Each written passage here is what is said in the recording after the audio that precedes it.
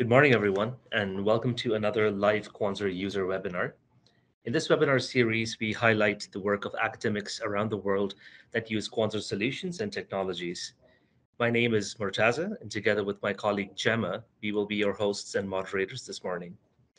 Today, we are very excited to have Dr. Dominik Baumann from Uppsala University in Sweden. Dr. Dominik will discuss two recent approaches for safe learning and show their experimental evaluation on a Quanser QUBE Servo 2. Before starting with my actual presentation, I thought since this is a Quanser user webinar, I could use the opportunity and have a little look back at some demo that we did with Quanser some time ago. That was which was I think a very nice success. It was the CPS week in Montreal 3 years ago now, where we set up a test bed and showed a demo live, which was supported by Quanser, and I think which was a very nice success. It was back then, we received a lot of support from Quanser back there, so that was, I think, very cool. And so the video of this is online, so if you want to see the whole thing, you're very welcome to do so. And with that, I want to start with the seminar today. Back in the video, you maybe saw the linear inverted pendulums of Quanser. And this talk, I want to focus on the Quanser QUBEs, so the smaller devices. And I want to talk a little bit about how we can do safe reinforcement learning on those QUBEs. And before starting with that, I want to quickly motivate why safe learning might be something interesting to do, especially when we're working with real hardware.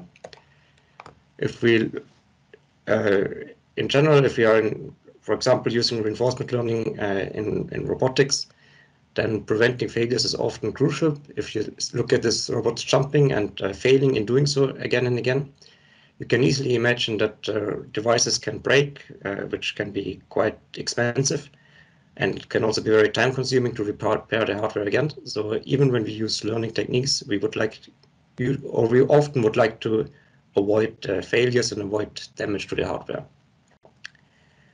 However, the typical machine learning algorithms that are widely used nowadays, also for robotics control, often cannot provide such guarantees, especially not during exploration. So usually we want them to explore themselves, and for that they sometimes need to take some risky decisions, and their failures can happen. And as I said before, such failures can impose hardware damage, so it can let the hardware break. It can also risk risk injury of people conducting the experiments, or just people who are close by for some reason. So in such settings, we often safety is often critical, and then we need to be able to provide guarantees. And I want to talk about this in a specific setting. If we take as an example here a robot manipulator that is supposed to track some reference trajectory, and we have an obstacle in the middle, then it's maybe kind of clear that we would like the robot not to crash into the obstacle, also not during training. How can we do this? So often what we do in robotics is that we deploy a certain policy pi. So we have some law based on some policy parameters A that tells the robot which control input or action, or however you want to call it, U to apply given a certain state X of the robot. We can then deploy this policy, and in the end, in machine learning, we usually get a reward value. And in our case, we say we also have some constraints, for example, the distance to the obstacle, and we get also a value for this constraint function, and we here have a safety threshold. In this example, if we consider the constraint to be the distance to the obstacle, the threshold would be 0. We can then use those two, the value for the reward function and the value for the constraint, to optimize our policy, and then try a new policy, and then continue this loop again and again, and over time optimize the policy further and further. So now in this process, we would like to avoid failure, so we would like to avoid that the constraint value here drops below the safety threshold.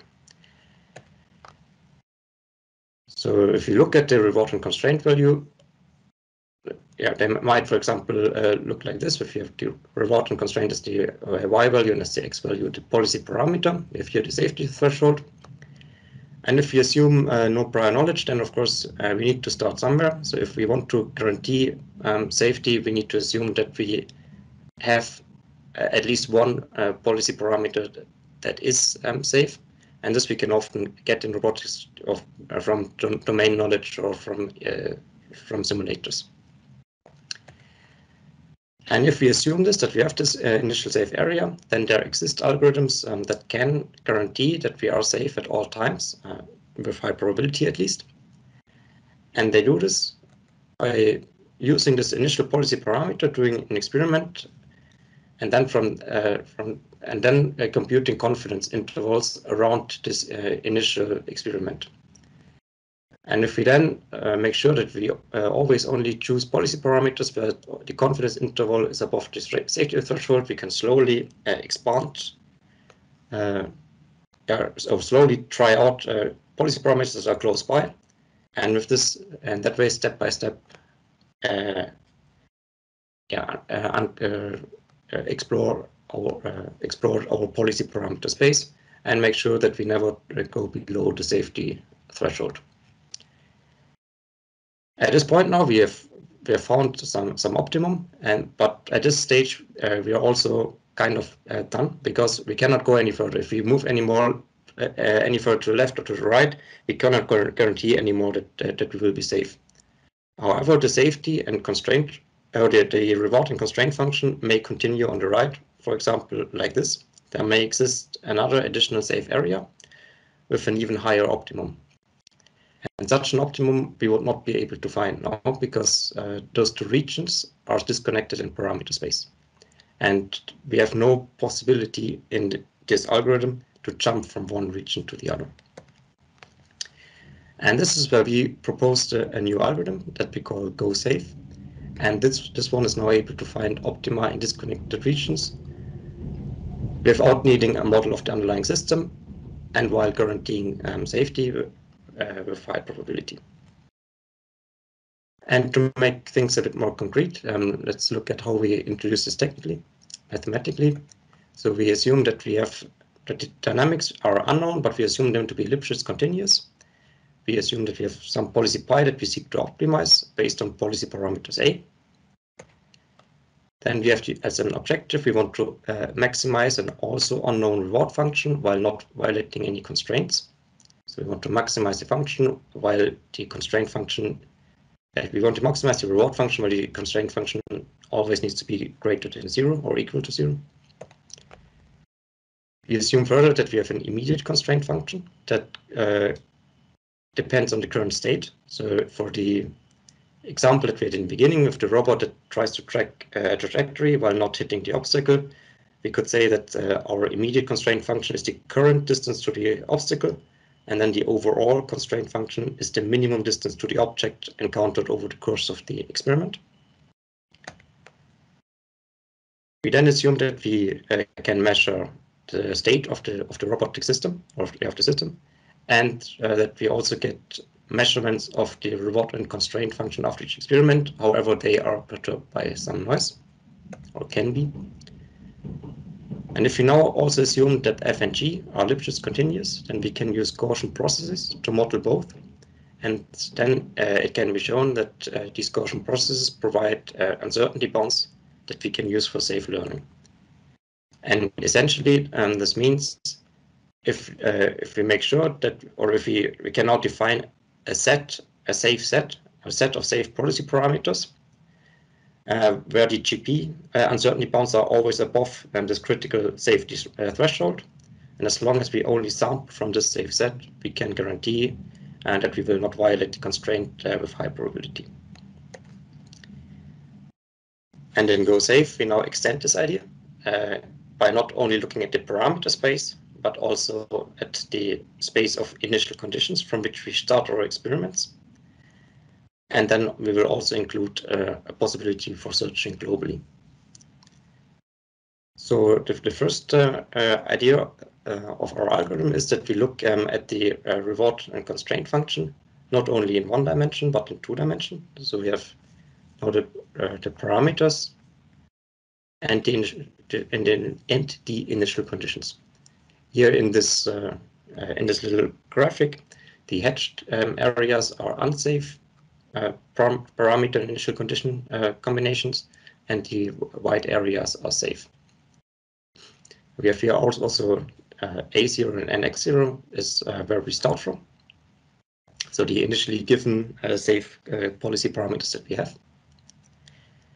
And now we do our safe exploration in 3 steps, in 3 stages. In the first one, we do just the same as I described in the beginning. We just do safe opt. That means we stick to this initial condition that we had in the beginning and explore only in the parameter space. We can do this. We can use the safety guarantees that SafeOpt provides, and we can find our first optimum. Now, the first idea is that we extend this to the space of parameters and initial conditions. It means we can do the same search also in X direction. Then we can uncover the whole of this white connected area here and find another optimum, or find a better optimum which SafeOpt would not be able to find. And the reason for this is that these safe areas here are connected in this joint space of initial conditions and policy parameters, but are not connected in parameter space. And now we can go one step further, and the next step is that we do a global search.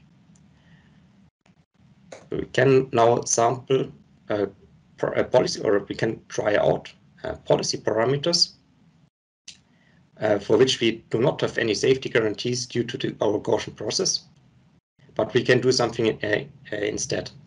We now, after we discovered this whole region here, we have various conditions or various combinations of states and policy parameters that we know are safe. So that means if we now do an experiment with a new policy parameter, we can measure the state, and if we see that we leave this region in the state space for which we have safe policy parameters, we can trigger a backup policy and make sure that we are safe. We then need to mark those experiments as failed. We cannot include them kind of in our search, but we know that we stay safe. And that way we can, if things go well, we can uncover a new safe area. We can explore this as well. We can do some more global exploration, and in the end discover all of these safe areas and find the global optimum of the function, which of course here SafeOpt would not have been able to find. To be a bit more precise about how we do this global search in S3. So the one main characteristic maybe of SafeOpt is that it assumes that we choose some policy parameters and then we immediately get in return a reward function, a value for the reward function and for the constraint function. So it does not consider kind of the underlying process that generates this reward value and this constraint value. And when we look at robotics or also at inverted pendulum systems, it's a bit different. So we have policy parameters that we choose, but then we do an experiment. And during this experiment, we can typically measure at least parts of the state of the system. And we can also interrupt experiments when we see that things start to get a bit dangerous. And this is what we can see here. So here we start from some initial condition, we do an experiment, and we can see how the state develops over time, ideally reaching our desired state. And here we have our safety threshold, which of course we don't know. So after doing the first 2 stages of our algorithm, we have various combinations of safe policies and initial conditions. So we know if we are for a large part of our state space, we know if we are anywhere within this part of the state space, we can resort to one of the safe policies that we have already learned and guarantee that we will be safe. We can now, based on this, define a border of the set of safe initial conditions. So that means as soon as we hit, or as we go beyond this border, we don't have backup policies anymore that we could use to restore safety. And then we can explore globally and observe the state during experiments. And then, for example, if we now try out some parameter that is unsafe or that might be unsafe, then we hit this border of this safe set at some point, and then we can switch to a backup policy. And we might not read our desired state, but we can at least make sure that we will not violate any safety constraints. So this is the intuition behind the algorithm. We also can then state something or make some theoretical statements. So we can first we can provide safety guarantees. So if we extend the assumptions that SafeOpt makes basically to the initial condition space, then we can guarantee that we will not violate any constraints during the search with high probability.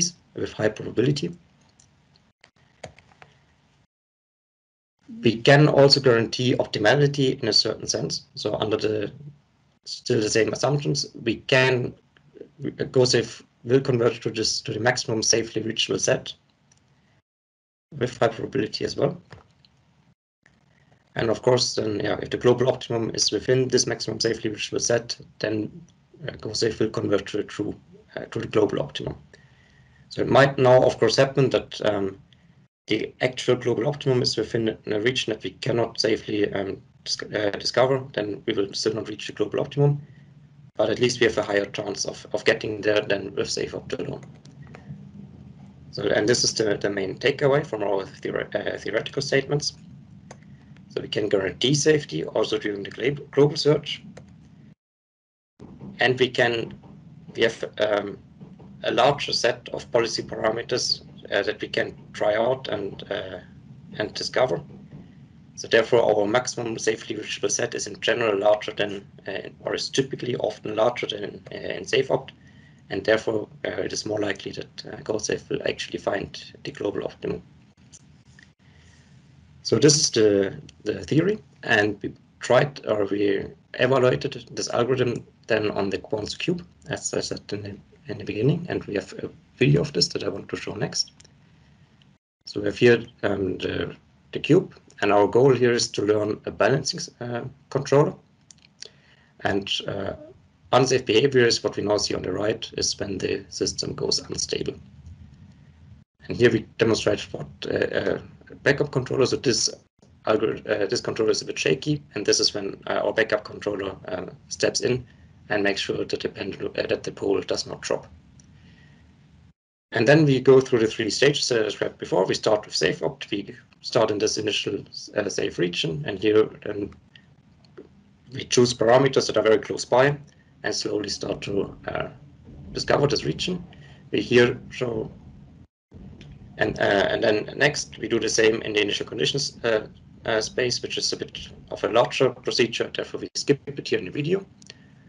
On the bottom right here, we see SafeOpt, the reward of SafeOpt and GoSafe, which for now are the same.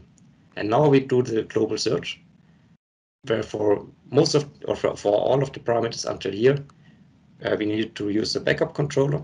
So yeah, we did not find a new safe region, but now finally we found a new safe region that SafeOpt cannot discover.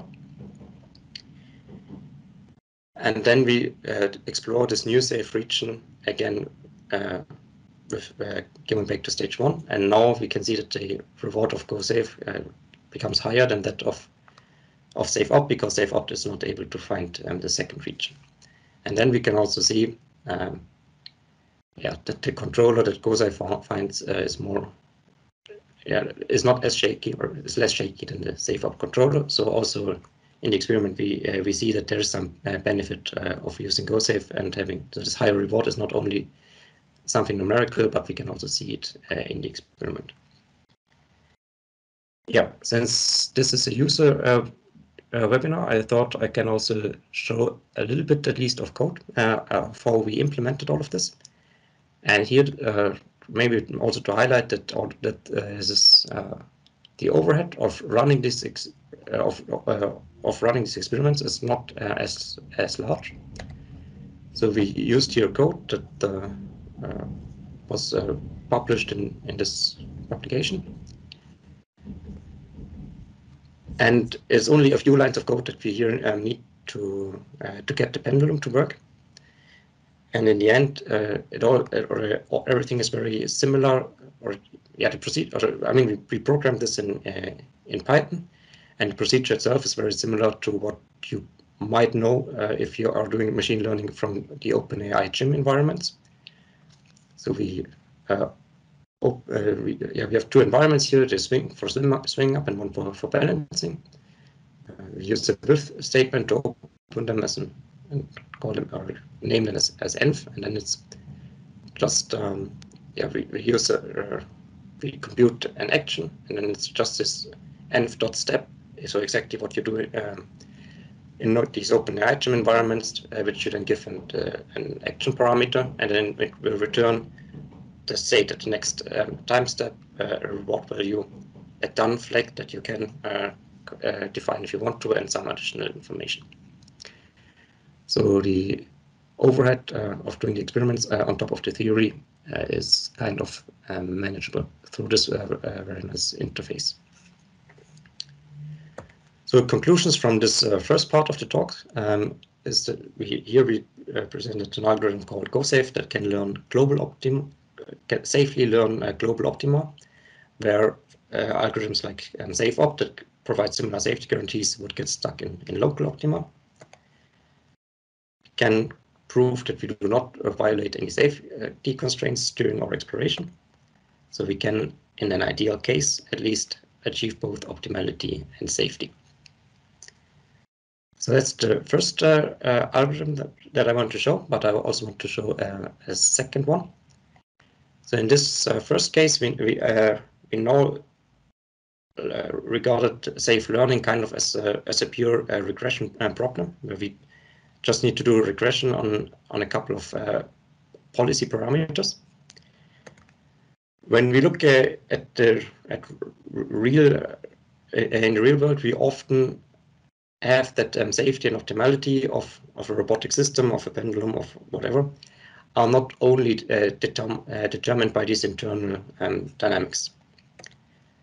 So for instance, if you look at, for example, autonomous cars also, they also, the dynamics of them also depends on the weather.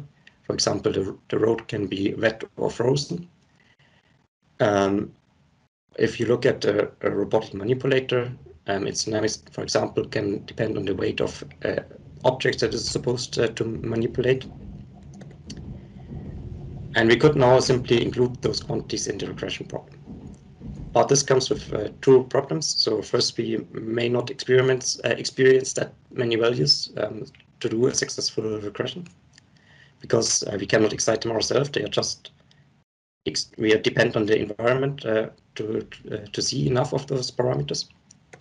And second, we here used Gaussian processes, which have a bit of a scalability problem. So if the parameter space gets too large, then the computational complexity increases a bit too much. So also for that reason, it may not be the best thing to include them directly in the regression problem. Instead, we can include them as discrete context variables. And this has been done in prior work, particularly again for the SafeOpt algorithm. But in this algorithm, then we assume that we can directly measure these discrete context variables. But what now if this is not the case? What if we cannot measure them directly? So technically speaking, we are now considering a dynamical system that is very similar to the one we had before, but we now include a discrete context variable C in the dynamics. And of course, these influence the dynamics, but also our policy should depend on these context variables. We consider them to be unknown, but we assume that we have some measurements Y that provide some information about the context. And this can, for example, be if we look at this road example from before. For example, if we can measure the temperature, then from the temperature we can get a probability of whether or not the road is frozen at the moment. Another example can be that we have a camera that tracks the object our robot is supposed to manipulate, and from the camera image of an object we can get an estimate or a guess of the weight of the object. And this probability function, the probability of that the weight of the weight, or the probability for weight, or the probability for the road being frozen, is what we want to estimate now. And if we are too uncertain, so if our measurements don't reveal enough information, if we are still too uncertain, then we need to identify them through experiments. For example, by doing at slow speed some brake, or driving very slowly and braking, for example, to see whether or not we are slippering. And if we want to do to provide still safety guarantees, then of course we need guarantees in both cases. We need guarantees that this probability function is close enough to true probabilities, and in case we need to identify the context, we also need to have guarantees that we identify the correct one. And the example setting that we use here is one where we have image data. So we have the cube again. We here have weights that we add to the tip of the pole, and then we take photos, take a photo of this, and then we try to classify the weight, since we have only 3, from these camera images. And if we are then certain enough, then we do safe exploration. If we are not certain enough, we try to identify the context by exciting the system a bit and comparing it to previous trajectories that we recorded. And then we do safe exploration. But in case we identify the context, we then also update the classifier. So that is the main idea that we have. And now I want to go a bit into detail on how these different methods work. So first, if we want, can we identify the context? So the context parameter changes the dynamics of the systems. This is how we defined it. So as I said before, we can now excite the system and compare the trajectory that we receive with stored trajectories of all contexts that we have seen in the past. And then we can basically compare these trajectories and see how similar they are. And if the trajectory that we see now is similar enough to one that we've seen in the past, then we can conclude that we are in that context now. And the measure for comparing trajectories that we use here is the maximum mean discrepancy, whose definition we give here. So yeah, the main idea is that basically the underlying idea is that we understand the trajectories as samples from probability distributions, and then we can transfer them to an infinite dimensional reproducing kernel Hilbert space, and there basically compare all moments of this probability distribution. And then we can see whether the samples, or whether the trajectories were, or whether 2 trajectories were generated from the same probability distribution. If we now had data, or if our trajectories was now data that were generated independent and identically distributed, then we could directly use the MMD as it was defined, or as it was originally introduced, to do hypothesis testing, and we would have valid test statistics. However, of course, data that is generated by a dynamical system is correlated and therefore non-IRD. But in another work, it has been shown that we can achieve similar guarantees through subsampling. So it means we take our trajectory and not take all data points, but only every nth data point. We then define context such that they create a minimal difference in the dynamics. Otherwise, if the context only produce negligible differences in the dynamics, then it's a bit pointless to consider different contexts, and you could directly go for regression. And then we can provide guarantees. Then we can guarantee that we subsample the trajectories in an appropriate way. Then we have a high probability that the or then we can do this hypothesis testing and get with high probability that we identify the context correctly. However, with this now we have a possibility to identify the context. Also, we have guarantees that we correctly identify it with high probability, but this requires us now to do experiments. And experiments are always time-consuming. They always cause some wear and tear to the hardware. They can also interfere with our production process if we have some industrial manipulator, for example. So if we had a shortcut, then we would usually try to go for the shortcut. And the shortcut is that we directly classify the context, or in this case, the weight of the weight of that is attached to the ball, directly from camera data. So this is then a typical instance of multi-class classification. So the measurements provide us with some information about the context, but we don't have any deterministic labels. So this is then a probabilistic classification. And we want to estimate the probability of the current context given the data. And for this, we need to classify. Ideally, it should be consistent, so it should, in the large sample limit, converge to the true probabilities. We need high probability uncertainty intervals, so that every input for every image input, we need to know how certain we are that the probability that our classifier returns is actually correct. And we should be able to tighten the bounds of our classifier as we receive more information, since we always update our classifier when we identify a context. So how do we go about this? So assume that there exists some true probability function. Then we can write this in terms of indicator functions, which is basically the same expression. And then we can define another reproducing kernel Hilbert space. And here is the natural to true synchronical delta kernel as the canonical, which is then the canonical feature map for this type of Hilbert space with these indicator functions. And assuming then a second RKHS for the measurements, we can get an estimate of this expected value here through this relatively simple calculation. Where we introduce a regularization parameter lambda.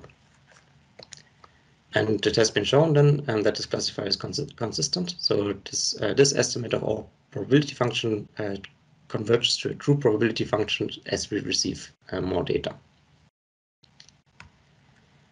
And if we now assume that the true probability functions are in fact in the RKHS and that their RKHS norm is bounded, then also here we can give guarantees.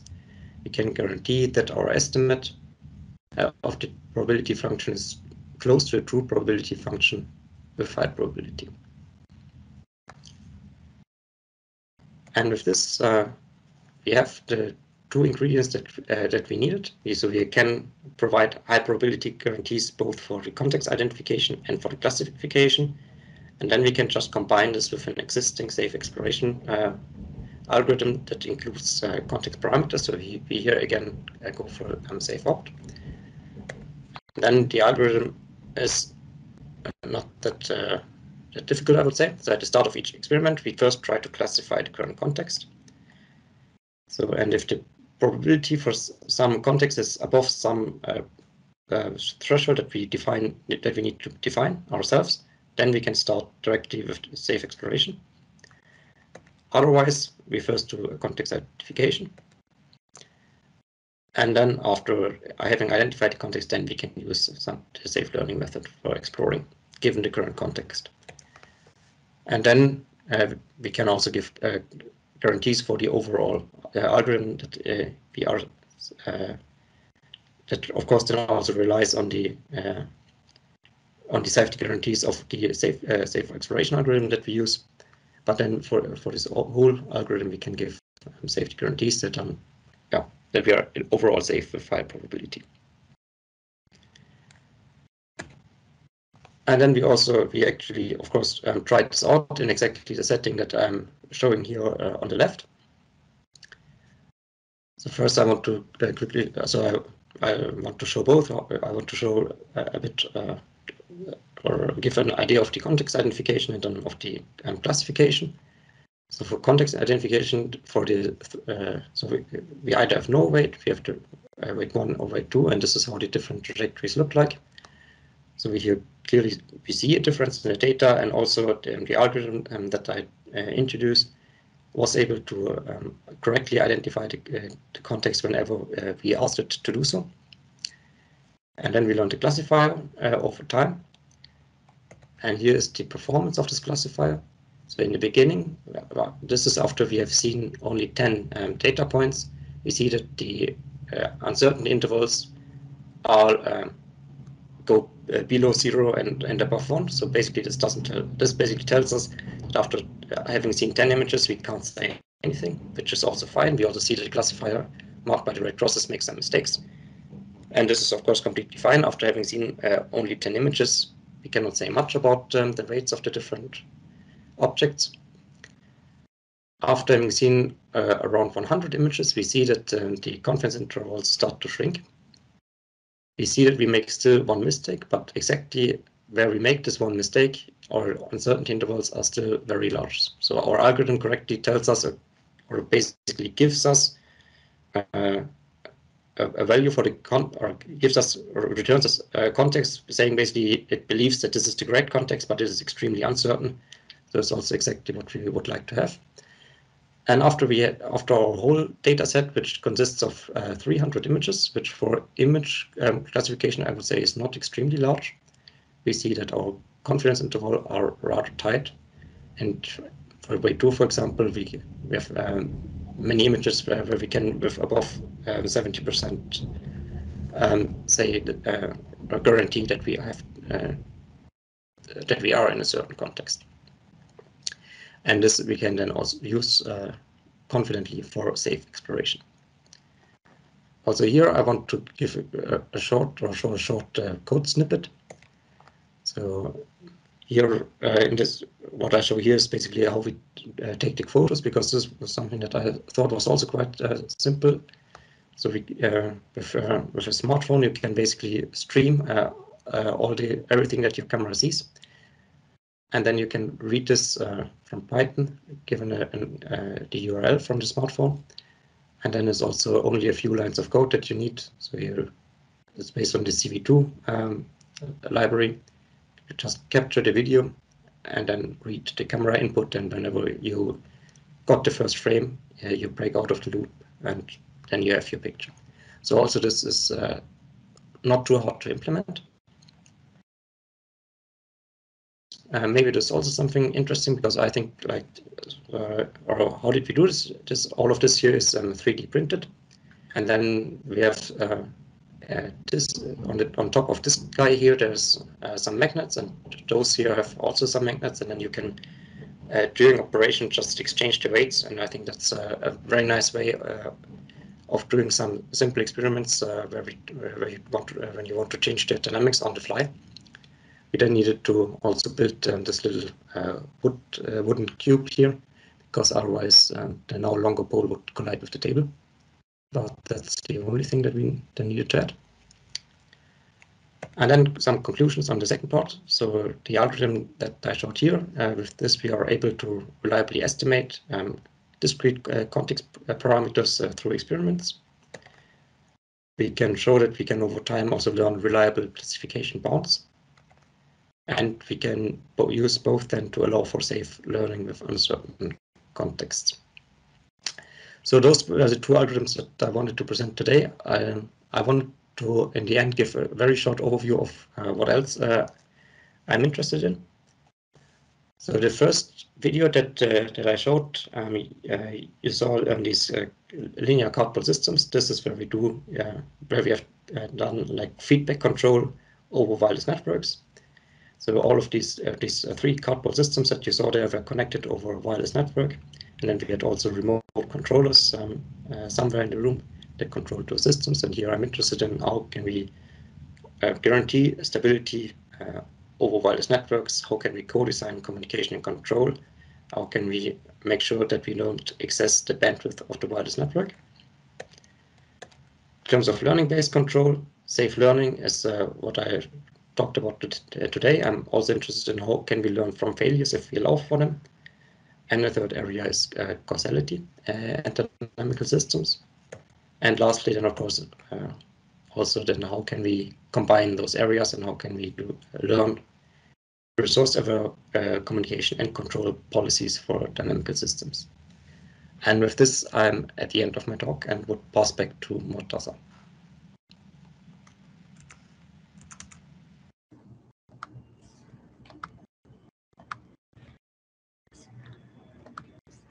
Thank you very much for the great presentation, Dr. Dominik.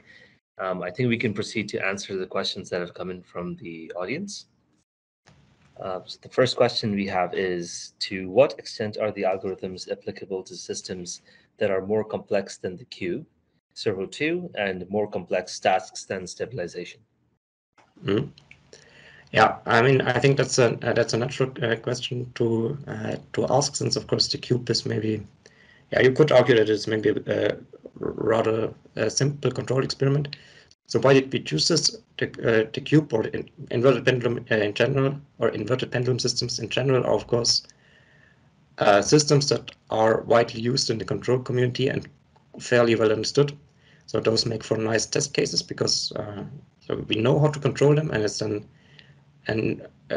good starting point to see whether also our learning algorithms can be applied to them. So that's why we went for them. To the extent, do they transfer to more complex systems? Yes. So for this safe learning algorithms, we also showed that we can do basically, or we can apply the same algorithm also to, for example, robotic manipulators that are supposed to track certain velocities and trajectories. So those algorithms do extend to more complex systems in the cube, but there is for sure still some work to be done to extend them to apply them to, for example, like walking of humanoid robots or so.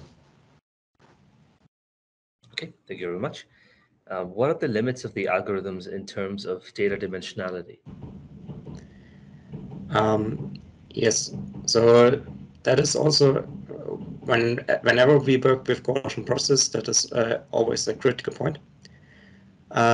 We have some possibilities here to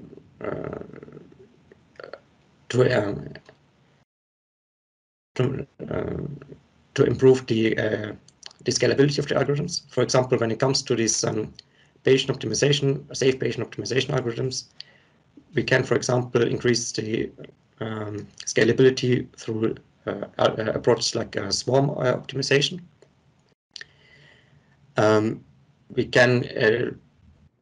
We have also shown in the follow-up work that if we explore in both the policy parameter and the initial condition space, we don't need to do as many experiments as I showed here, that we can do this a bit shorter, and that way we can scale to also systems with a higher dimensional state space. But yeah, if we go, so we can extend this to systems where the polymery, we have like maybe 10 policy parameter, like I don't know, maybe 10, 20 policy parameters, state space, dimensionality also in this order of 10, 20. We can for sure scale this up a bit more by using some further tricks and more sophisticated algorithms here and there. But yeah, if we have systems with hundreds of policy parameters and the state dimensionality of over 100, then this gets a bit challenging for sure. Okay, that's great. And when we have one last question, what other types of measurements instead of the image data of weights could be considered for the context classification? Yeah, the algorithm that we used here is fairly general. These RKHS kernel-based algorithms have been applied to kind of all sorts of data, and image data is already one that is fairly challenging. So we use this also for like simple sensor measurements that are perturbed by some noise, and there it works even easier because it's low dimensional. But these kernel-based algorithms have been used even for text or natural for language processing or so. So you can rarely claim that your algorithm is able to handle all sorts of data, but I think there's a quite large variety of data that can be handled with those algorithms. And I would, from the top of my head, not know what we would need to exclude here. Okay, perfect. That brings us to the end of our webinar. We would like to thank Dr. Dominik once again for his great presentation, and a big thank you to everyone who attended today. Please visit our website at www.quanser.com and our LinkedIn page to find out more about our systems and upcoming webinars. Have a great day, everyone. Thank you very much, everyone, for attending.